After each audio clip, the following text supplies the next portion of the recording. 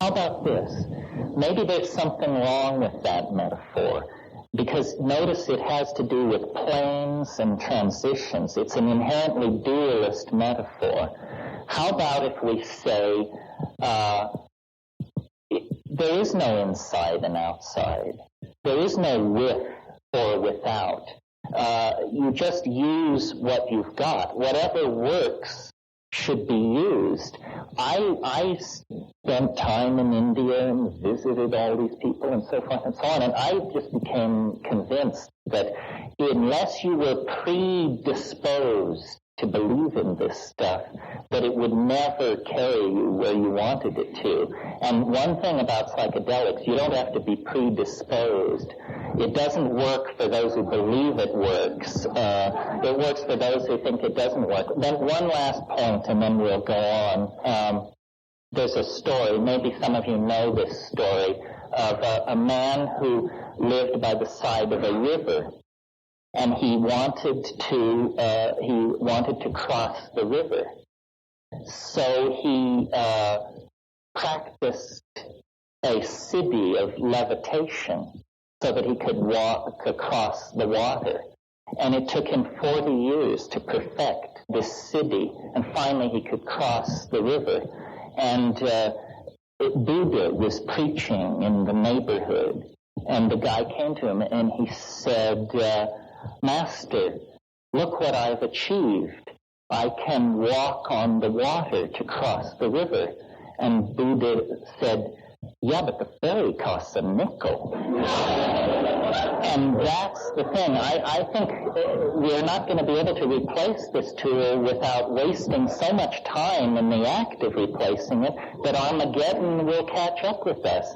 I think we have to humble ourselves so thoroughly that you have to admit that you can't get where you want to go unless you form a partnership with somebody whose idea of a good time is growing in a cow pie.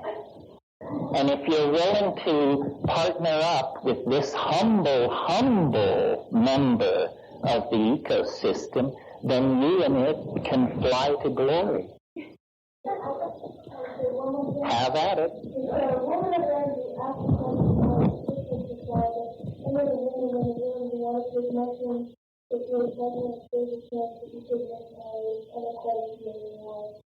Yeah, I wouldn't recommend, especially in the late stages of pregnancy, doing anything that is going to wildly perturb you. And you know, LSD was discovered in the act of trying to produce better drugs to induce labor. So that's excellent advice. Honor the fetus. Yeah. As a biologist, yeah.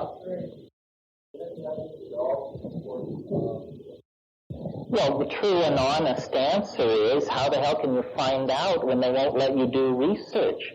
It's totally insidious. We don't know. We don't know because they will not allow the research to be done. This is one of the reasons why I say that you should stick with shamanically sanctioned plants, because we know, for instance, that people have been taking psilocybin in the Sierra Mazateca of central Mexico for millennia. They don't show blindness, tumors, miscarriage, madness, cataracts, whatever. That's your human data for that. But you go to, let's talk for a minute about something like ketamine. Nobody knows. Nobody has any data. MDMA seems to be tremendously effective in facilitating interpersonal stuff. That's a psychological issue. Chemically, what kind of data do we have? 6 years worth of data gathered under duress. So to be safe, stick with the things that are sanctioned by human use. And then in some more enlightened future, we will explore these synthetics and find out just what the parameters are. Yeah, finish up. No, I'm not saying that. I'm saying take things which have been sanctioned by human usage. I mean, how about a plant like Strychnos nox vomica? I mean, you're dead in a minute and a half. And it's a beautiful, wonderful plant. Why did it kill you? Well, because it's jammed with strychnine. No, it's nothing about its being a plant. It's about having a repeated history of human usage. That's what sanctifies it. Yeah, the lady in magenta.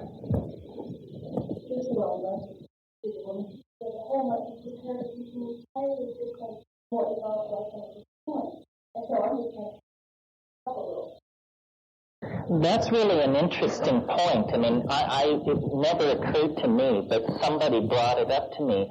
They said, have you noticed that the trips are changing? And once you do ask yourself this question, it does seem to be so.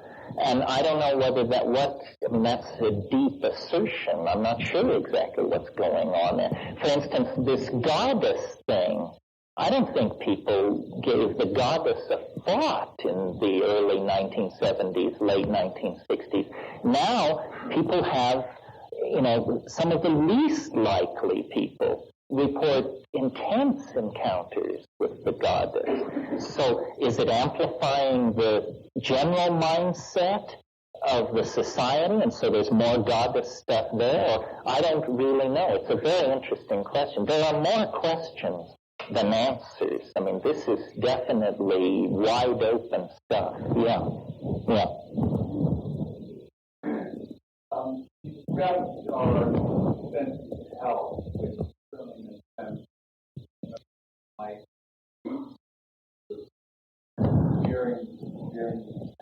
We're trying to restore the relationship of ego to the other components of the psyche that existed as recently as 12,000 years ago. The ego has become a deadly growth in the historical societies, exacerbated by the phonetic alphabet, monotheism, modern science. This is like you're getting sicker and sicker and sicker as you lay these things on. And so the idea is that if we could restore the original diminished role of the ego that it had for that period, however long it was, that we could begin to solve our problems. Because the problems which face us, put very simply, are going to demand sacrifice. And sacrifice is what the ego doesn't want to hear about. And when you go to somebody and say, look, to save this planet, we're going to have to redistribute income radically. That means everybody in this room is going to have less. We're going to have to honor a whole bunch of cultural positions that we previously just were going to bulldoze over, and so forth and so on. So it's the diminishing of ego by any means necessary that lies to getting any grip on our problems. I mean, if we continue as we are, I think we have probably less than 30 years before life is irreconcilably screwed up. Nobody believes that the future is rosy and wonderful. I mean, if you go to the people at the World Bank and the IMF and these people who are straight, suits, all of them, they have a set of curves which would stand your hair on end. When they propagate the curve of population, the curve of toxification of the environment, the curve related to the ozone hole disappearing, you see, it's finished sometime in the next 50 years. They don't talk about this because they don't want to panic the vast numbers of people who just go to work and raise their kids and pray somebody smarter is doing something about all this. But they don't believe there is any kind of normal future. And I don't either. I think that it's business as usual is not on the menu, folks. We're either going to go into an era of immense resource scarcity, regimentation, governmental interference in our lives, tremendous propagandistic efforts to make us do one thing or another, or we're going to pull the plug on scientism and its stooges and the institutions which feed it. Capitalism is an interesting problem, more easily discussed now that communism is out of the picture. Capitalism is as anti-human a philosophy as you can possibly conceive, because at this very moment, we should be consuming less, manufacturing less, selling less, transporting less. And what's the battle cry? Free trade everywhere. What does free trade mean? It means my right to come to your country and sell the most outlandish junk you've ever seen, and you will have no right to turn it away, because in the name of free trade, crapola has to go everywhere.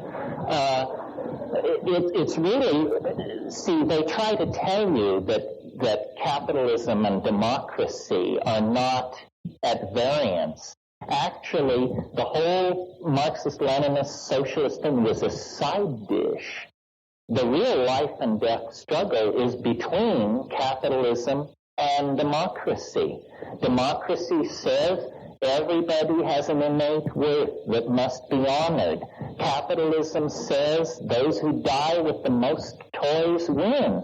You cannot reconcile these two things. And nobody wants to talk about this. We're still having the party over the fall of communism. But,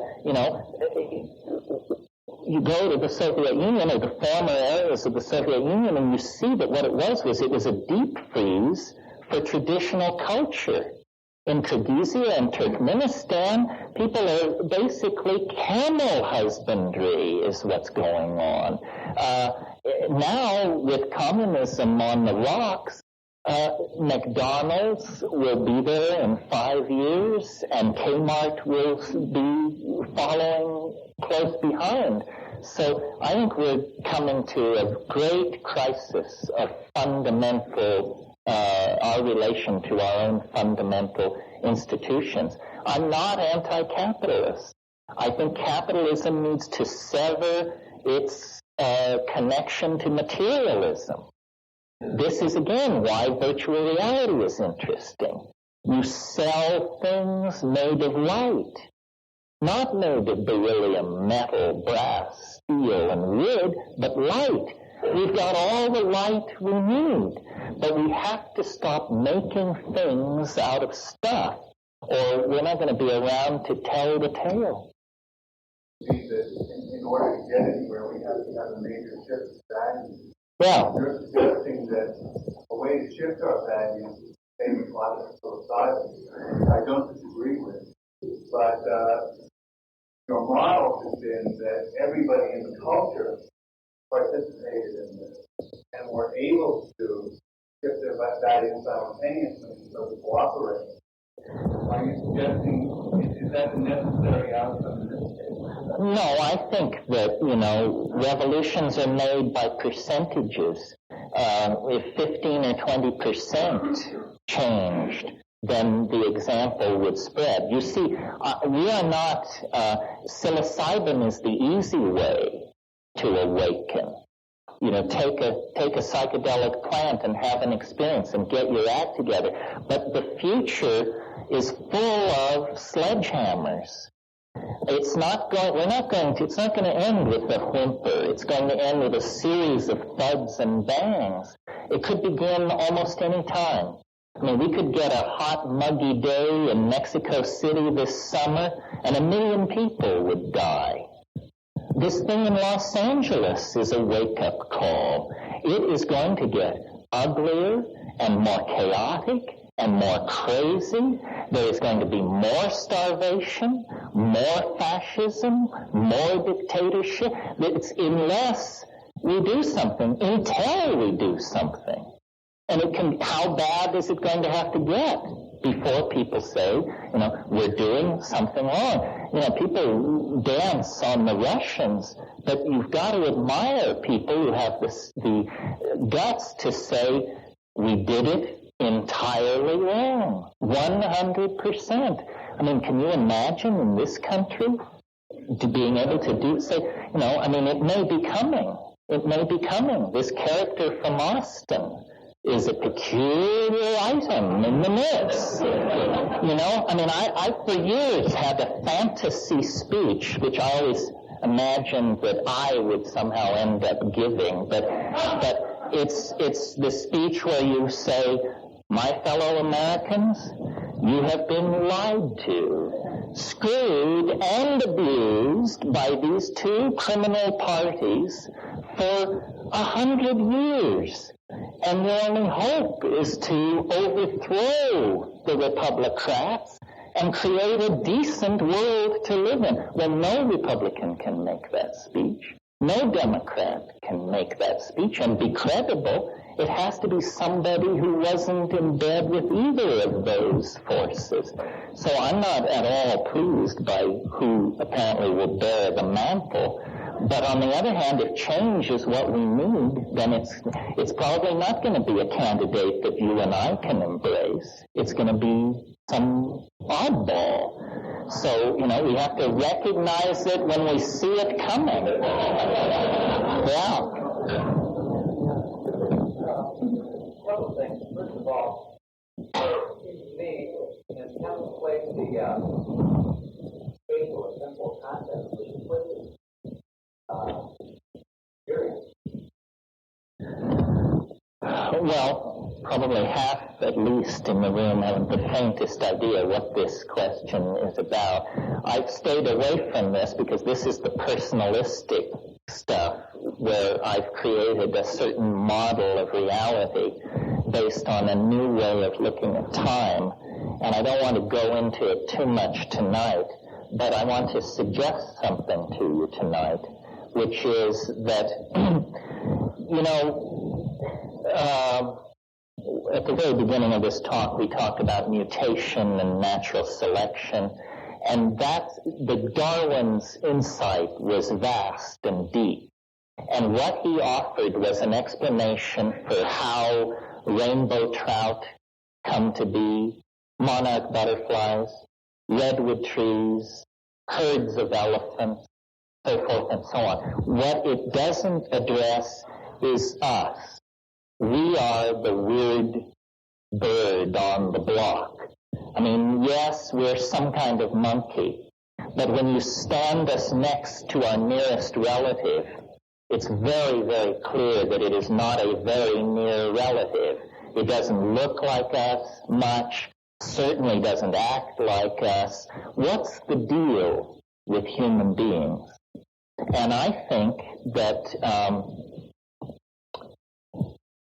you know how all these religions, these Western religions, have built in this idea of the end of the world, and they're always running around expecting the Messiah or something. And this, to the scientific mind, is just the final proof of the pudding that these people have water between the ears. Because science just says, you know, that's just ridiculous. I mean, but I wonder, I mentioned just a minute ago these curves that when you propagate them into the future, everything leads to the unimaginable, and it's all within the next 50 years. So I sort of think as human beings as analogous to iron filings on a piece of paper. And you shake these iron filings out of a salt shaker or something, and there they lie, randomly arranged in heaps. Well, then you come underneath the paper with a very powerful magnet, and lo and behold, these little iron filings coherently arrange themselves into this beautiful double mustache pattern, which I'm sure you've all seen.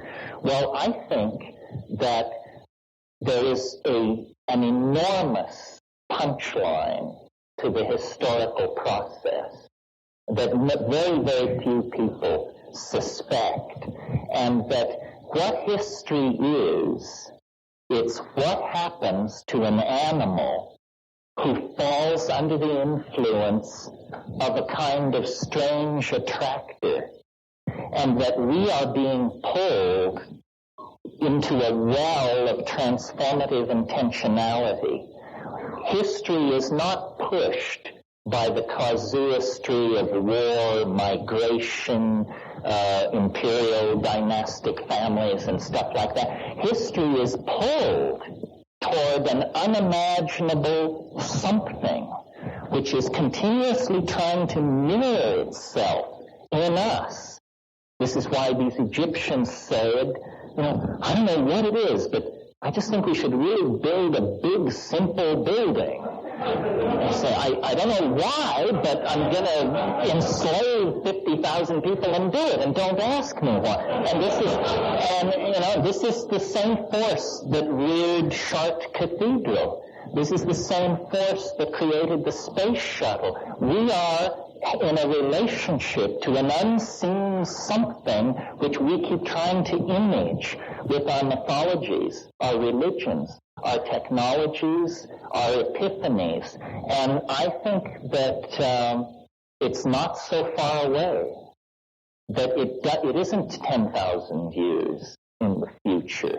It is sometime in the next 50 years. And that this is what history was for. You see, history is an incredibly peculiar and brief phenomenon. I mean, viewed from the point of view of biology, it's less time than it takes for a new species to emerge. I mean, let's call history 25,000 years. In frame 1, you're chipping flint. In frame 2, you're hurling an instrument toward Alpha Centauri. Like that, this happened. Well, what's happening? It's that mind itself is being pulled out of this creature, and it's being given hands and languages and symbolic systems in order to image the unspeakable. The unspeakable, I call it the transcendental object at the end of time. It's in another dimension. It's in a kind of superspace. And what it casts into history is the enormous shadow of its immanence. This is what straight people call God. This is what all these visionaries are raving about. It's that when you sink beneath the surface of ordinary causality and mundane ho-humism, what you discover is this enormous transcendental object, which you could call it, the Sacred Heart of Jesus, or the flying saucer, or the Philosopher's Stone. It's all of those things, and much, much more. It's not only stranger than you suppose, it's stranger than you can suppose. And it has called us out of animal organization over a 25,000-year period. We hang in the balance, and then we meet it. And we're going to meet it. That's the light at the end of that birth canal of transcendence that I referred to. And now I see that our song is sung, our time is done. Thank you very, very much for turning in.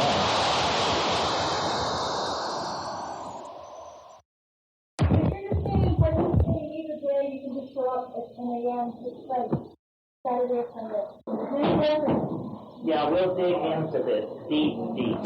In the interim, I think that it's worth taking the time for everybody to just make a very brief, very, very brief statement about, you don't have to say who you are if you don't want to, but you can say what you're hoping for or why you're here or what your agenda is, just so that if it turns out we're 80% shrinks or, 80% ceramicists or something, then we turn it that way.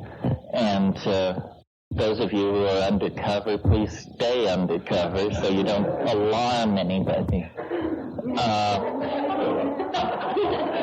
Especially me, right?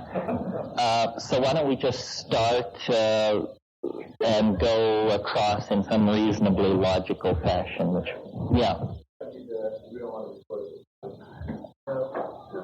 Well, that tells you what you're worth, doesn't it? Oh, true. No, let's not record it so people... And also, I had at one point thought I would be an art historian. That was one of my real obsessions. So I had enough art history to be trained in, recognizing the evolution of motifs, how one artist passes on techniques and conceits to his students or his imitators, and all this art historical stuff. And I also had been very interested in Jung. And none of this seemed to explain the content of the psychedelic experience. I would get in there and say, well, how come I'm not seeing A, archetypes, and B, things which somebody else, I don't know, Dali, Ensor, Caravaggio, Bosch, somebody should have seen this stuff and gotten it down. And there didn't seem to be a trail through the history of Western art of the presence of this dimension. So then I thought, wow, is it that nobody knew about all this? I mean, Bosch would have given his right arm for a sheet of blotter, I would think. So it became for me like a mystery. Where is this stuff coming from, and what does it say about our humanness? Yeah. I've read that Boston is somewhat imitated by the alchemists.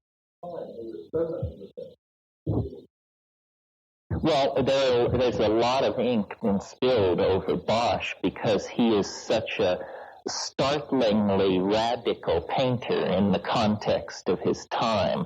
Many of his conceits were picked up after his life.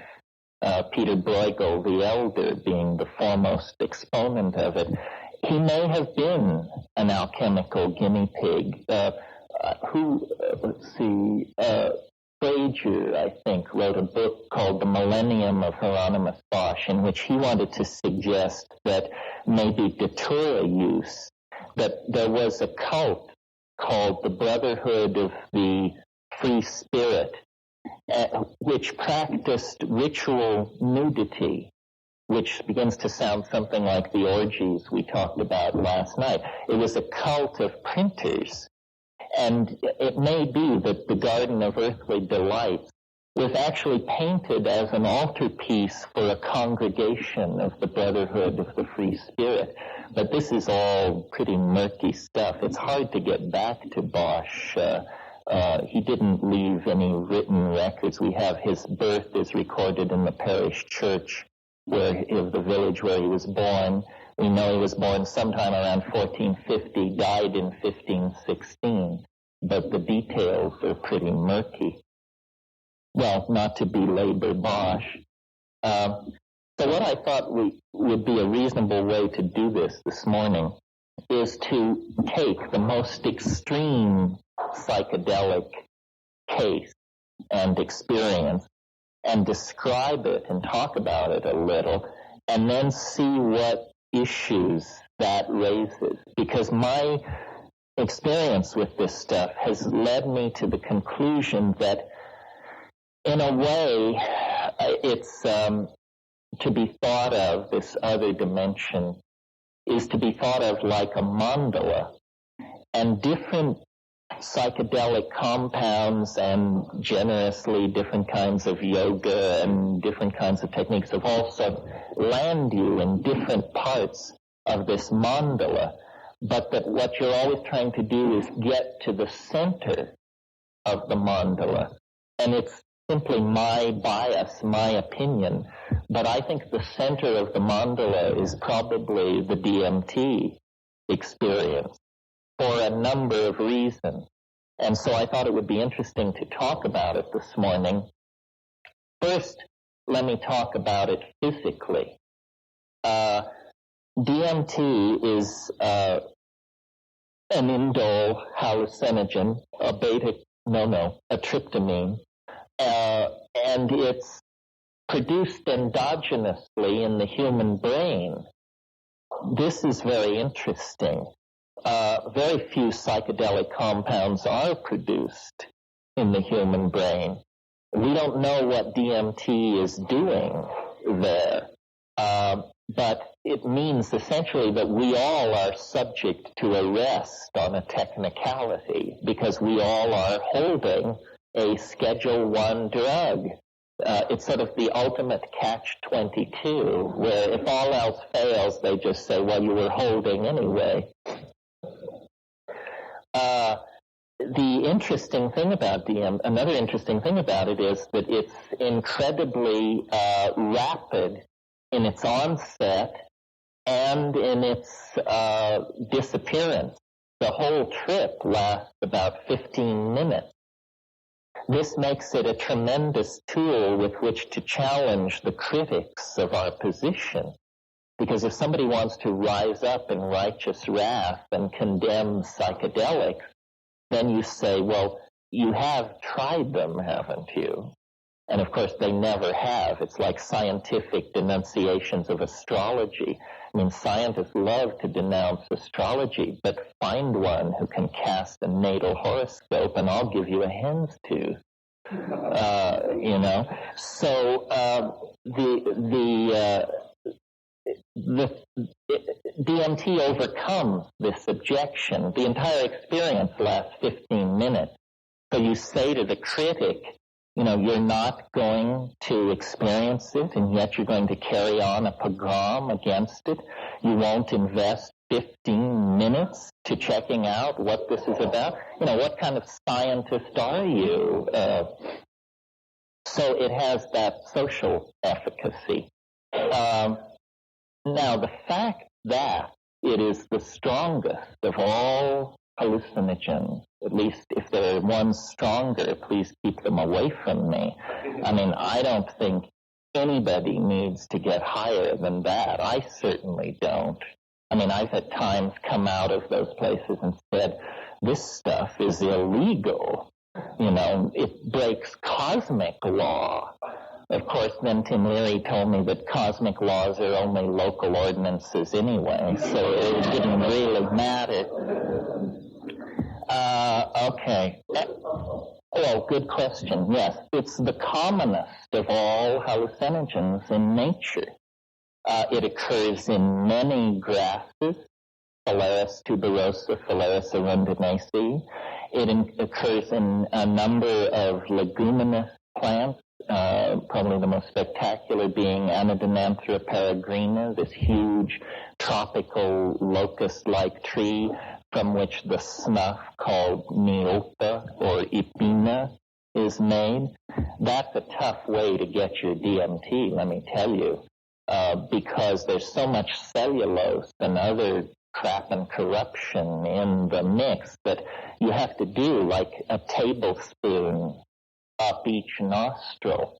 And the technique is you get a bamboo tube or a hollow tube about this long, and you pour in this tablespoon of this stuff, and then you squat down on your haunches and you get a friend, and you put the tube up your nostril, and then the friend blows with the full force of his breath, blows the stuff into your head.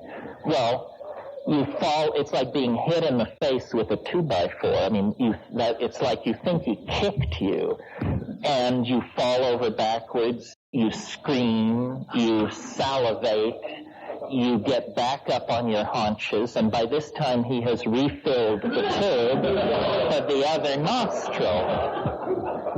So, and then after,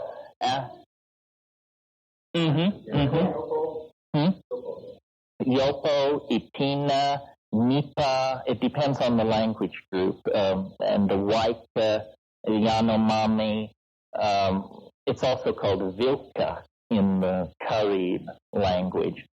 And then after 10 minutes or so, it slowly begins to form up in your head. But, God, your sinuses are in stat for sure. And it's not very pleasant. And the other thing is, it never reaches the blinding, transformative intensity that you can achieve with the chemically pure compound. No. Good point. If you orally ingest it, it will be destroyed in your gut. it won't work. The Amazon Indians have encountered this problem and created a very sophisticated pharmacological strategy for dealing with this. You've all heard of ayahuasca. Ayahuasca is DMT from one plant combined with another plant which contains a chemical which is called an MAO inhibitor.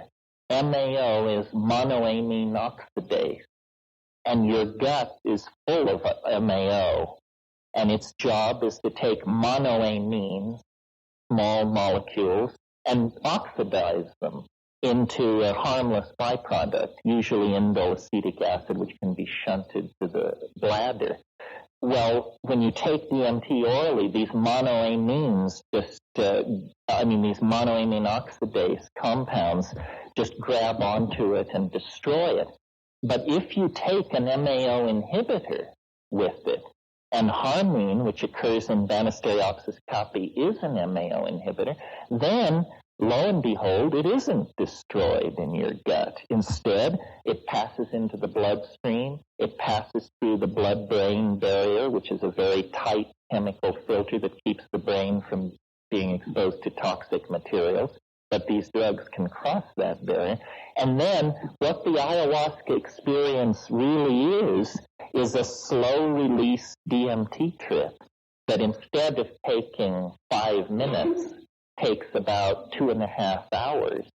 And if you really know your psychedelics and your breath control techniques on ayahuasca, over an hour or so, you can work yourself to a place where you say, Lordy me, it looks just like a DMT flash. And it does, but you've had to do some hard climbing to get there. With DMT itself, once you push the start button, there's no stopping it. And I think it's worth describing it. How many people have had this experience? Well, so they can somewhat anchor it. It's very subjective, obviously, but I will describe what happened to me, and then we can work out from there. One point that I want to make about these things is that the great strength of the psychedelic possibility is it's democratic. You know, it isn't that people of great spiritual advancement attain these states, or people who have studied under some lineage. It's truly available to everyone. And when I had my DMT experiences, I realized, either I am incredibly special, which there's no other evidence to support that, or this is something which can happen to anyone. And that's the more interesting possibility. After all, if it can only happen to very, very special people, then that lets most people out. But if it's generally available, then it's big, big news about the human condition. Yeah. How did they find DMT in the human brain? Interesting question. No, I think he means how did they find that it was endogenously produced? Well, I think they were studying, the group that did this was at the University of Louisiana, Christian and his group, and they were studying fast reactions in the brain. And for fast reactions, you have to look at chemicals that can go through some kind of cycle of structural change and return to their 0 point very, very quickly. Their original thought was that DMT mediated attention. I mean, I'm talking to you right now. Suppose there were a loud noise over here. We would all immediately project our mind onto the source of the sound. They thought that was a neurological function mediated by DMT. Could be, I'm not sure. I suspect it has more to do with the chemistry of dreaming. Once they discovered DMT and began to track it, they discovered that there was a circadian rhythm means a daily rhythm in its production in the human organism, and that it reaches its greatest concentration in the brain around 3:30 a.m. in most people. Well, this is when the deep dreaming and the high REM states are really chugging. And I suspect, lucid dreamers may want to argue with this, but I suspect that every night we go deeper places than we can ever speak of, that ordinary dreams are right on the surface of consciousness. Big lucid dreams are an inch deeper, but I think we go 100 feet down every night into places where you cannot say anything about it. Yeah.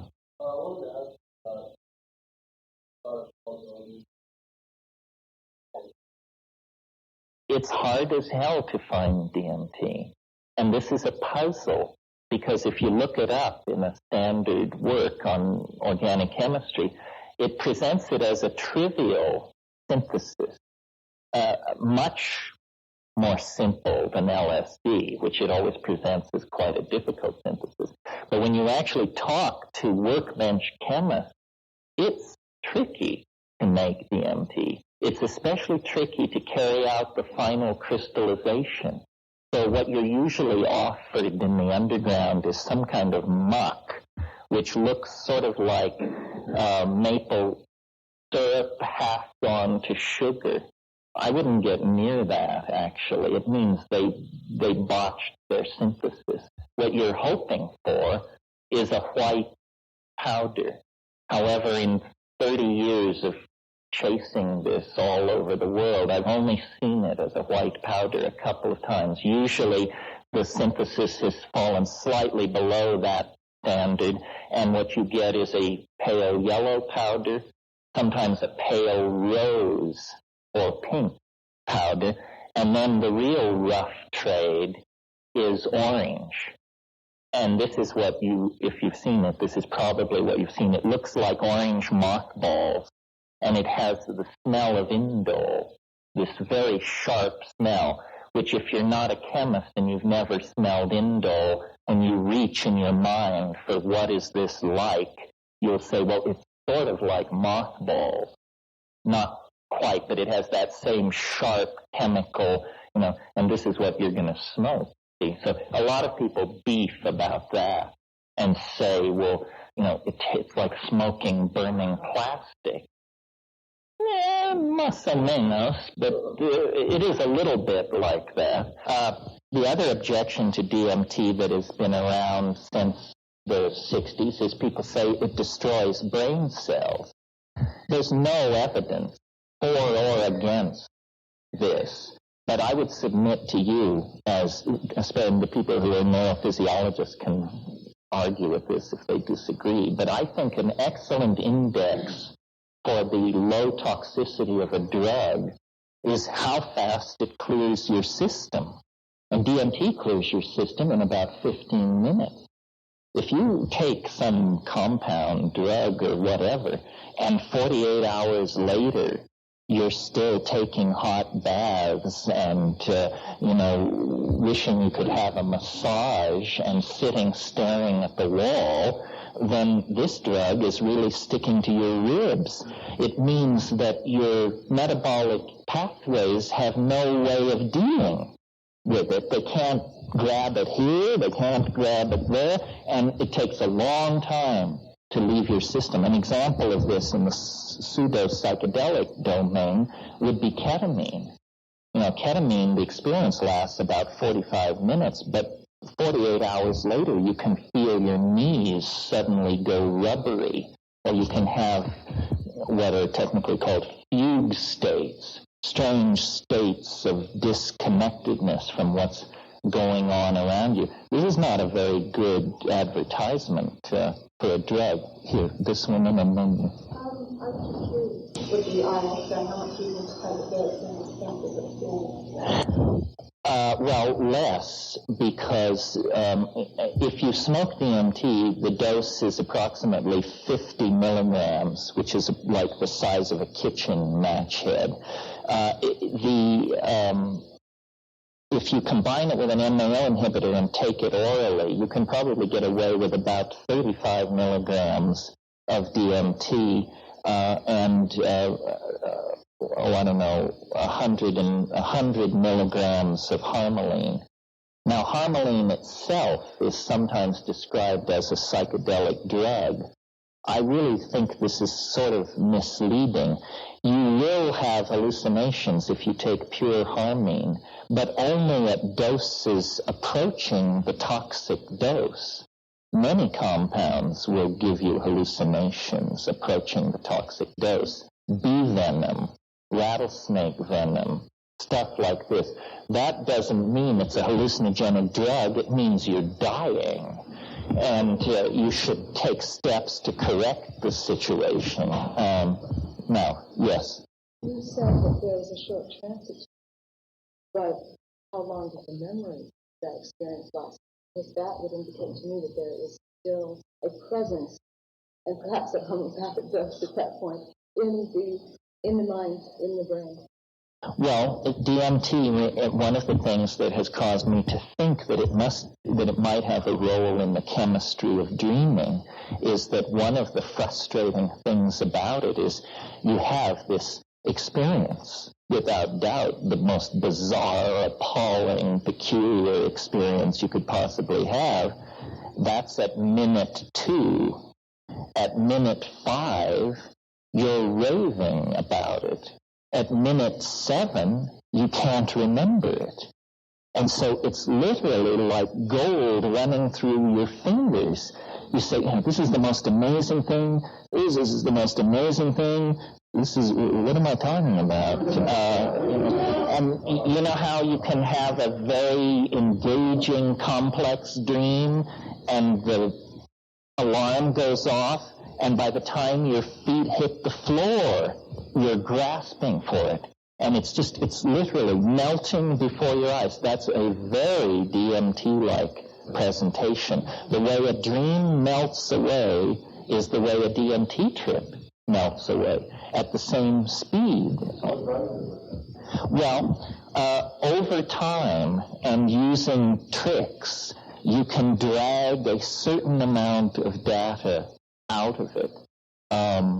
And what I'll do is I'll describe a DMT trip, and it's a composite of maybe 40 of these trips, and then you can see what you make of it. So this is, I'll just describe it. I'll be the graduate student, you be the guy with the clipboard. You're saying to me, so what happened? Okay, here's what happened. I took 1 takes. Most people can get off in about 3 to 4 hits. Now, there's a trick to it. Hash smokers are greatly favored in this endeavor because you really need leather lungs for this. The great problem is that people will cough or not be able to hold it in.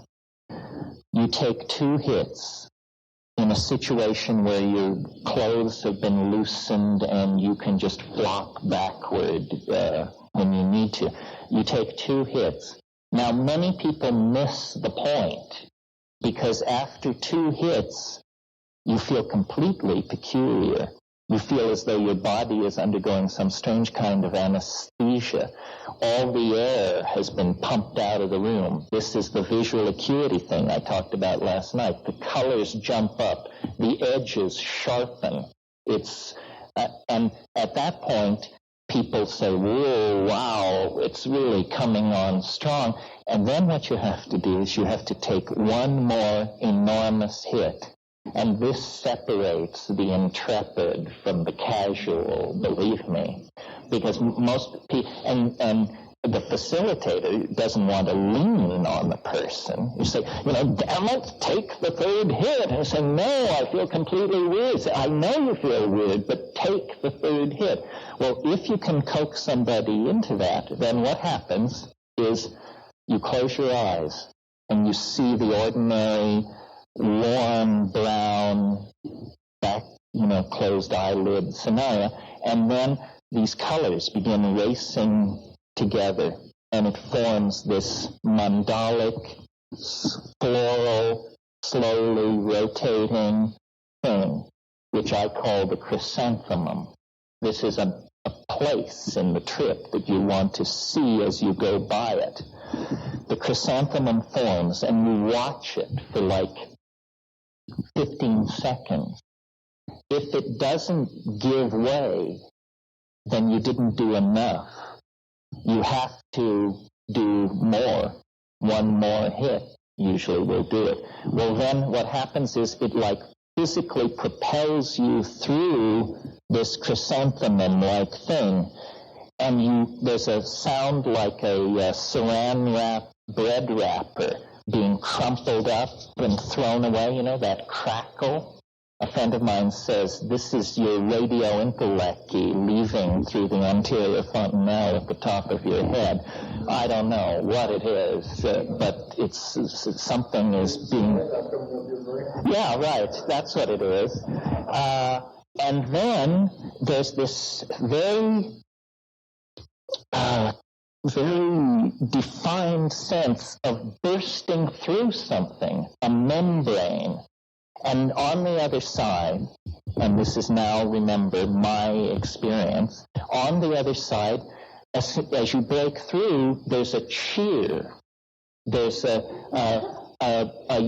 whole bunch of entities waiting on the other side. And they, you know that Pink Floyd song, The Gnomes Have Learned a New Way to Say Hooray? Well, it's that place. It's those gnomes. And you burst into this space, and they're saying, how wonderful that you're here. You come so rarely. We're so delighted to see you. And one of the things about the MT that's really puzzling is, in a sense, it doesn't affect your mind. In other words, you don't change. For instance, if you take ketamine, the very first thing you notice before the trip hits is you notice that you no longer are anxious about having taken ketamine. You just sort of, anxiety leaves you. That means it's affecting your mind. It's doing something to the judgmental machinery. DMT doesn't lay a hand on the judgmental machinery. You break through into that space exactly who you were before breaking through. And the usual reaction of most people is something like, you know, you think, God, heartbeat, normal, pulse, normal, everything's normal, everything's normal, oh God, because these things are there, and they're hammering at you, and they come forward. They're like jewel self-dribbling basketballs. And there are many of them, and they come pounding toward you, and they will stop in front of you and vibrate, but then they do a very disconcerting thing, which is they jump into your body. They jump into your body, and then they jump back out again. And the whole thing is going on in this very high-speed mode where you're being presented with thousands of details per second, and you can't get a hold on, you say, my God, what's happening? And these things are saying, don't abandon yourself to amazement, which is exactly what you want to do. You just want to go nuts with how crazy this is. They say, don't do that. Don't do that. Pay attention.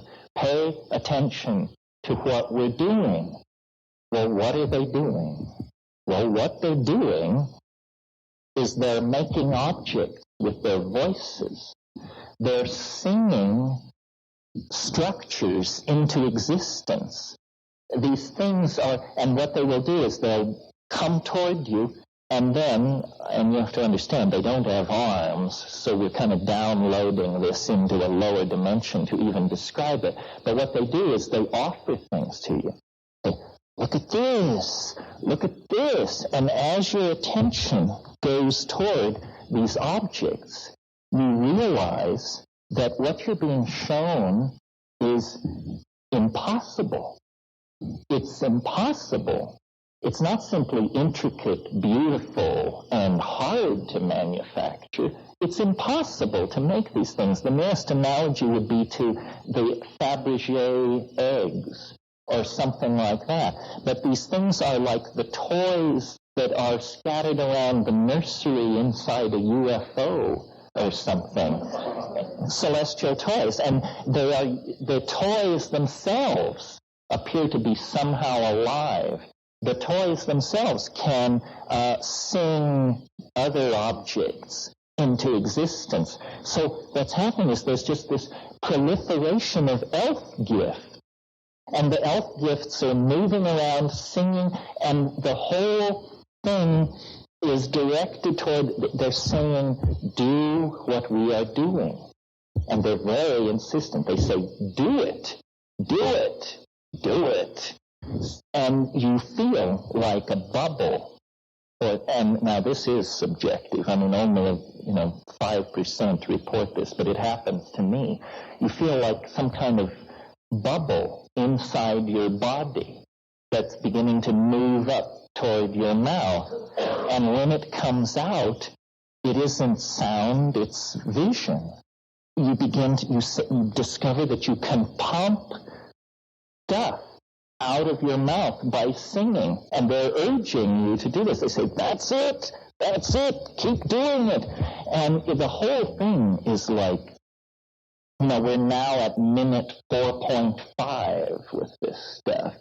And you speak in a kind of glossolalia. There's a spontaneous outpouring of syntax unaccompanied by what is normally called meaning. It's sort of,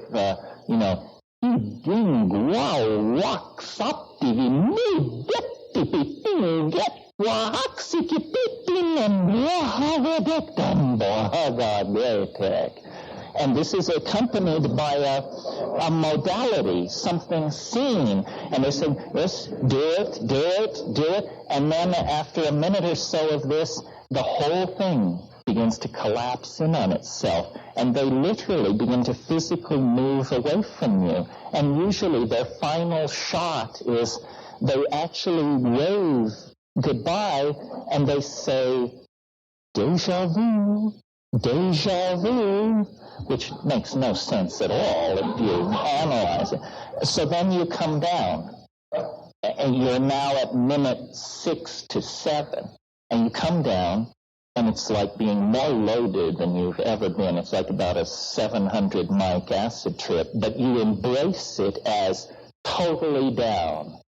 You said, I'm totally down. I mean, you look like a termite from Arcturus, and the room is decorated in Amish quilts, but I'm completely back.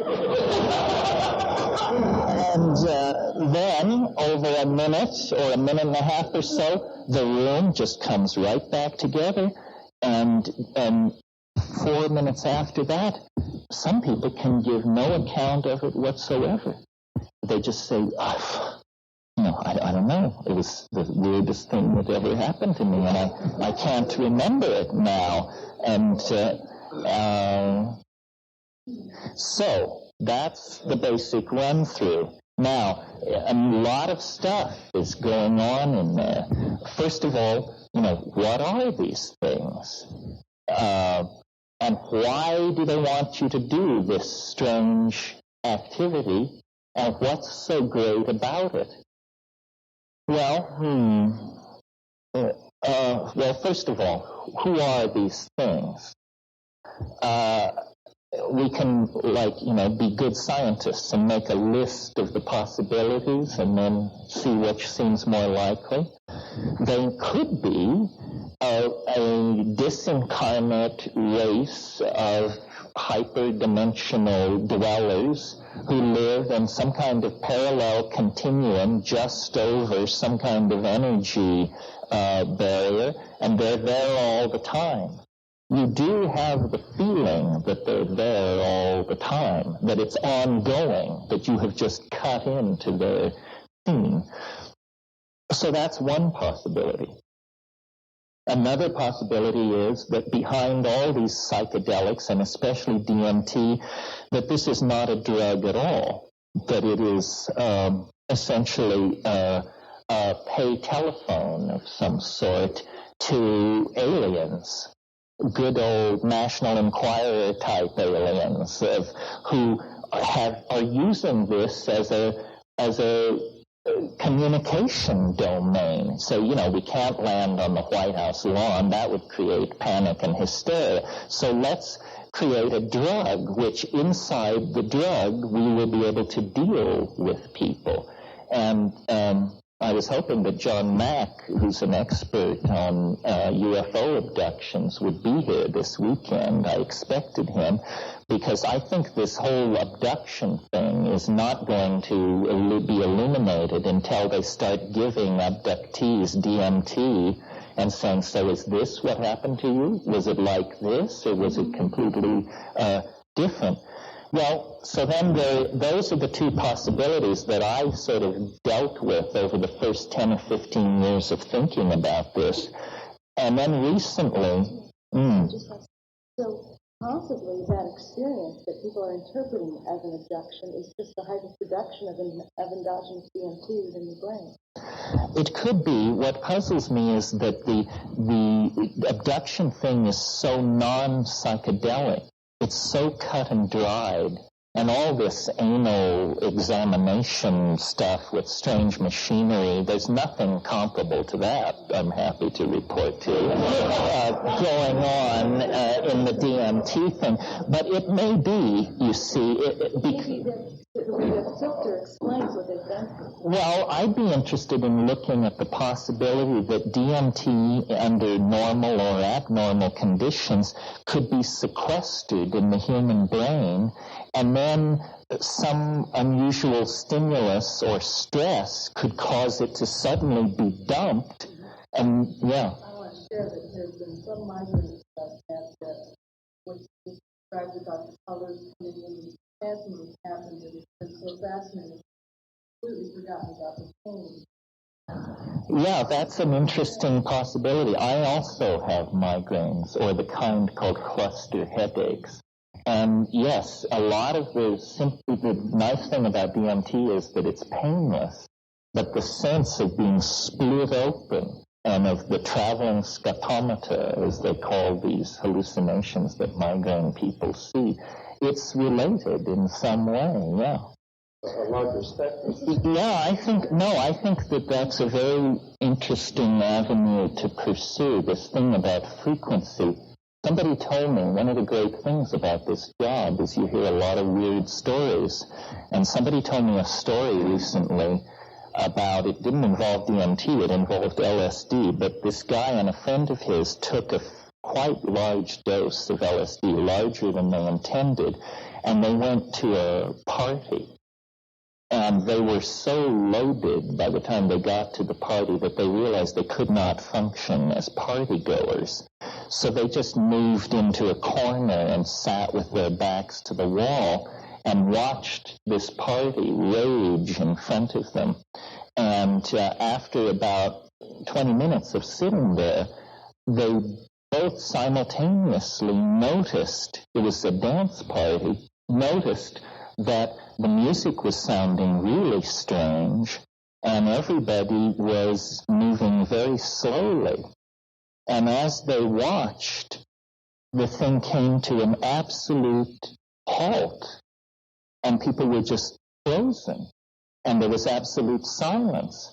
And at that point, the door at the other end of the room swung open, and an elf entered the room and moved among all these frozen people, and then left by the door he came in. And they both saw this, and they said that they could tell that it was, the people in the room didn't know it happened, because for them it occupied a microsecond. But this thing that was, in Carlos Castaneda, who God knows is not the world's most reliable reporter on these things, nevertheless, there is this thing about stopping the world. So maybe it's something like that there is, as you suggest, a frequency phase. Yeah. This sort of leads into the third possibility having to do with the origin of these things. And in a sense, this is the hardest one to swallow, but in another sense, this is the most conservative, in some crazy notion of conservative, the most conservative explanation, because we have no evidence other than the tabloids that this world is being visited by friendly visitors from Zenebelganubi or Zeta Reticuli or the Pleiades or anywhere else. I mean, to my mind, the evidence that this is happening is vanishingly small and totally underwhelming. The other possibility that there's some kind of parallel dimension in which these things exist is also somewhat poorly supported. If we're talking about something which thinks, something which can communicate, something which is intelligent, then we should look to ourselves as the source of it, because we are the only intelligent communicating things we know within a certain narrow definition of these things. So that it's occurred to me with greater and greater force, and largely prompted by giving DMT occasionally to Tibetans and Amazonian shamans. And when you say to them, to the shamans in the Amazon, when you say to them, what is happening with this stuff? And what are those little things in there? They say, oh, well, those are ancestor spirits. Didn't you know? Haven't you heard? Shamanism is about doing healing through the intercession of ancestor spirits. Think, ancestor spirits. Let's get this straight. Dead people is what you're talking about, right? These are dead people. And, maybe because I was raised Catholic, I resisted this like grim death. But I'm beginning to think that what you actually break into in that place is something that we might call an ecology of souls. That is it possible to entertain the notion that at death you actually don't just become worm food, but that something survives in some other dimension, and that it has this bizarre character to it, and that this explains their peculiar affection for humanity and their involvement somehow in our fate. Well, this is, to me, fairly mind-bending as a possibility. If what is awaiting us at the end of the 20th century is the erasure of the boundary between the living and the dead, then we've all been too conservative in our projections of what is going on. Yeah. Isn't that one of the aspects of the returning of the Messiah, digital loss? Yes, that there will be some kind of erasure of the boundary between the two.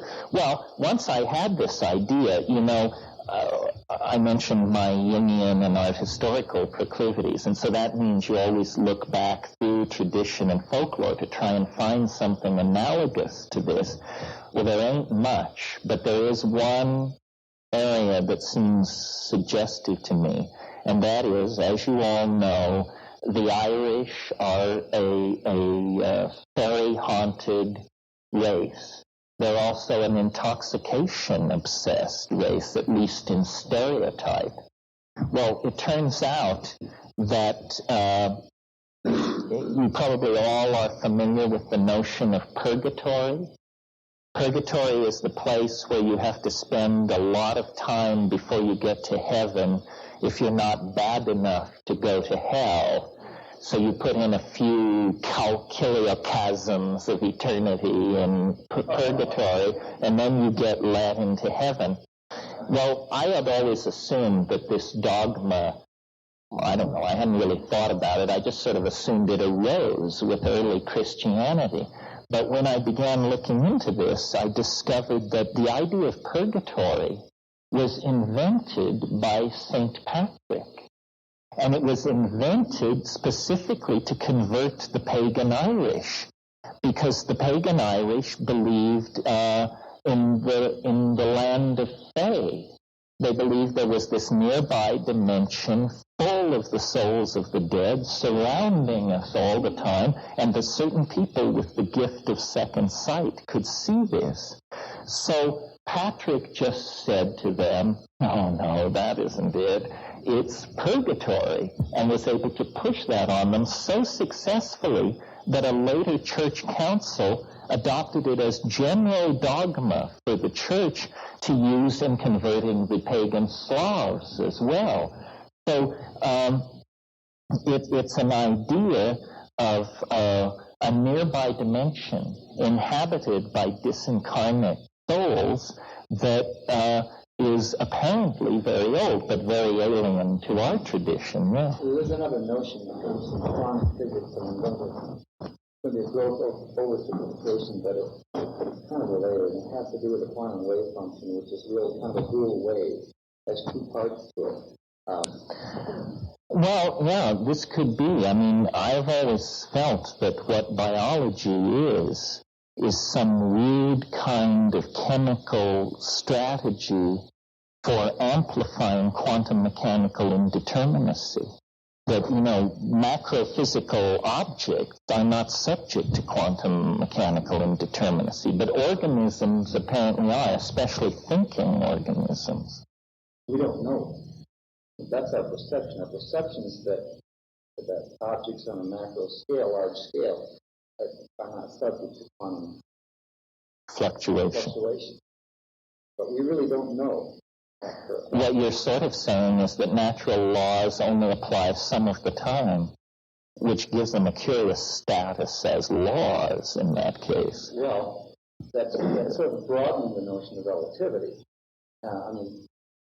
What happens in a black hole, for example? What is a singularity? It simply means that the laws that normally apply in everyday experience no longer are relevant. Well, one of the problems cosmology is meeting is that there are so many large black holes in the universe that you come up with, 10 high 6 singularities. That's a few more singularities than a good theory would tolerate, I would think. I mean, what kind of theory is it that hands you back 10 to the 9th singularities, which are exceptions to the theory? That's true, but a lot of that's based on assumptions that are stretches. Ain't that the truth? Again, it gets back to a psychedelic experience. It's this whole low-dimensional language slice thing that we seem to have to operate in order to describe an experience that just does not fit with that slice. Mm-hmm. We do our best to do it, and sometimes it comes across being very crude and naive. Sometimes we kind of get close to the mark, but it's difficult to know. The whole notion of black hole singularities is just the present attempt at explaining some experience that is beyond ordinary experience. None of us have encountered a black hole directly anymore. That's true. It seems to me one of the embarrassments of science is that the Big Bang begins with a singularity. And so then you have this whole vast interlocking schema of rational explanation, except that it begins with a hard swallow. You're asked to believe that the entire cosmos of space and time sprang from a point no larger than a cross-section of a gnat's eyelash. Whatever else one could say about that theory, I think you'd agree it's the limit case for credulity. Absolutely. If you believe that, try to think of something that you would throw up your hands and say, well, I'm not buying that. It absolutely, it's sort of like when you join the Catholic Church, you make a declaration of faith. Well, when you join science, you sort of make this declaration of faith that I do believe that the universe sprang in a single instant from an incredibly tiny, hot, dense dot. Unlikely, but who knows? There was something else. As you two were dialoguing a bit, I was getting this visualization of you have to look at the pond of reality, so to speak, as not only being the visual of someone throwing a pebble from the top of the pond and creating the ripple effect or the wave effect, but also from the bubbles coming from below. And to me, the deep space that you were talking about is the air inside the bubble coming from below. And so the dimensional reality of that picture is not a linear time perspective. It's something coming from all directions. It is, again, the center of the mandala effect. Well, this is why I say the psychedelic experience is a boundary-dissolving experience, because it takes away past, present, cause, effect. All of these things disappear. Now, remember I said ayahuasca is a kind of slow-release DMT trip. And one of the really interesting things going on with ayahuasca, to my mind perhaps the most interesting thing, is that the style in the Amazon of taking ayahuasca is people get together in a darkened hut at night, and they take it and they sing. But the songs, they're selling them at the table back there, the songs, when there's a break in the singing and you hear the people discussing the songs, they don't discuss them like music. They discuss them like sculpture and painting. And they say to the shaman, I like the part with the gray bars and the blue speckling, but when you brought in the pink in combination with the beige and white, I thought it was too much. But what kind of a discussion is this about a song? You realize then when you take ayahuasca, they see the songs. And now this is really interesting to me, because you remember in the DMT flash, they wanted you to use your voice to make object. Well, then in the ayahuasca trance, you use your voice to control these colored modalities. And the whole thing is done that way. Well, so then what it must mean is that the neurophysiology of ayahuasca somehow allows for the ordinary signal processing, which is being shunted into the audio pathway in the brain, is instead being shunted into the optical pathway. This is what's called a synesthesia. These things have been fascinating for hundreds of years to people. But the synesthesia means that, color, sounds are seen. Well, now, is this anything other than a neurophysiological curiosity? Well, I maintain it is, because I think that a language which could be seen would be a kind of telepathic language. If you've thought much about telepathy, you might have naively assumed that telepathy is you hearing me think. That isn't what it is, I think. Telepathy is you seeing what I mean. And it's not something which happens dramatically. It is a function of eloquence. First you have the speaker who is boring you to death. Then you have the speaker who at least holds your attention. Then you have the speaker of whom it is said, she paints a picture. It means we're moving toward poetry. Well, it's possible to imagine a transformation of the neural processing of language. It may be a behavioral possibility. It may not even require a gene shift, where then we would see what we each mean. There's this persistent idea promulgated by Robert Graves in The White Goddess, among other people, that there was once what he calls an Ursprach, a primal language, so emotionally intense that to be in the presence of poetry declaimed in this language is to see the poetry, and that this is what the lost poetics of the High Paleolithic were about. And probably it was pharmacologically assisted. that you could gather people in the presence of a great bard or singer, and that person could then create telepathic modalities. And that telepathic modality, that richer, more unifying language, was the thing which was suppressing the formation of ego. The ego speaks and hears through sound. The superego projects images and is perceived as images. Now, it's very interesting, at least to me, that in the pineal gland of ordinary human beings, there is a compound called adenosine, which, when analyzed in inorganic, or just in the normal nomenclature of organic chemistry, turns out to be a beta-carboline closely related to harmaline. Well, is it possible that we are as close as a one-gene mutation away from a shift that would switch our processing of audio input into the visual field, and that then we would cross over into a realm of beheld understanding, and that this is the evolutionary leap that we're trying to make, that it's in the body, not in the technology. In the body, there is actually going to be a one-gene click to another channel, and then we will be able to see what we mean. And I maintain that if you can see what somebody means, you are that person. Contrast it to ordinary communication.